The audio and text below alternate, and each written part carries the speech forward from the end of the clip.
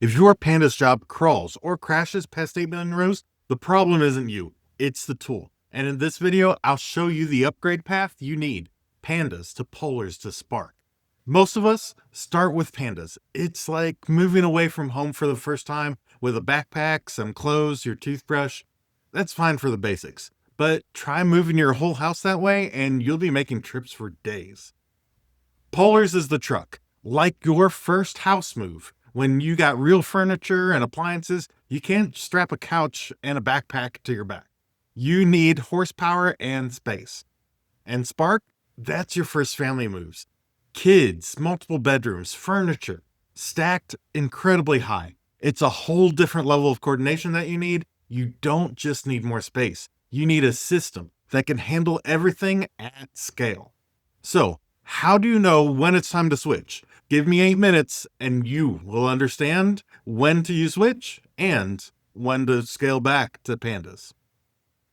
Let's walk through 3 examples side by side so that you can see exactly when each tool makes the most sense. I'll show you some practical exercises that you could try yourself. I've put the dataset links down in the description and in the one-pager so that you can download them and try these practices yourself. First example here, we have the Pandas examples up on the screen. We have a couple different options here. One is CSV, one is Parquet.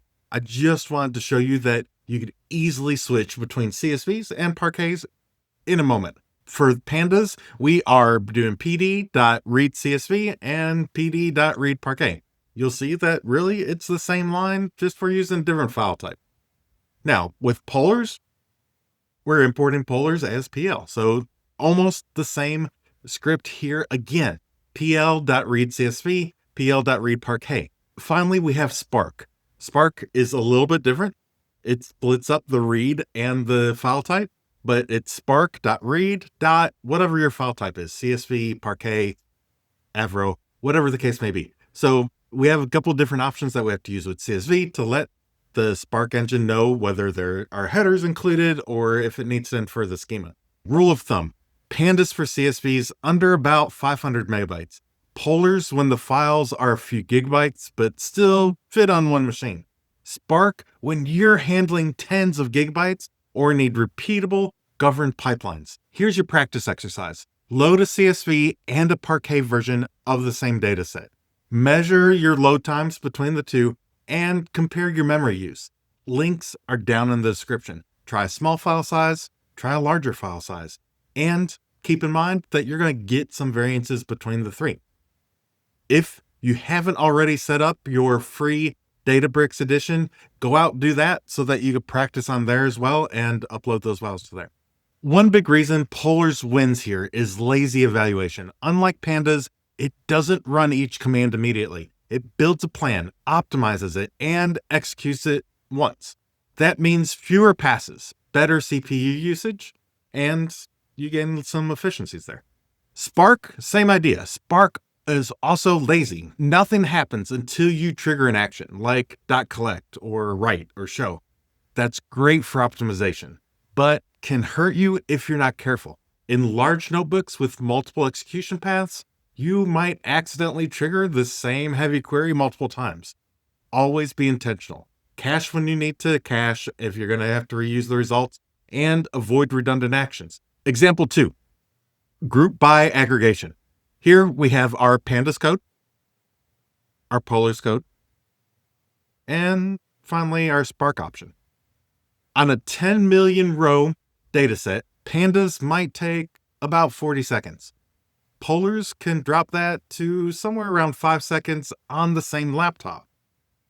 Spark might take a little bit longer locally due to cluster overhead, but it scales linearly. And if you do this in Databricks on a dedicated cluster, it's going to be really incredibly quick.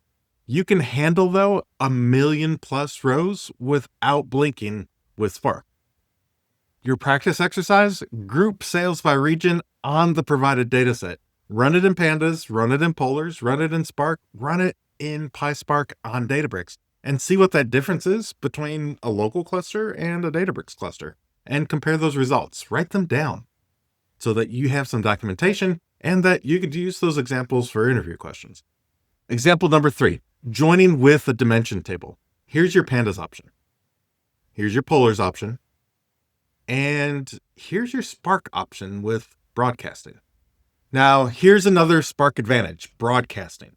Instead of shuffling small dimension tables across clusters, Spark copies it to every node in the cluster. That means less network traffic, faster joins, and safer scaling.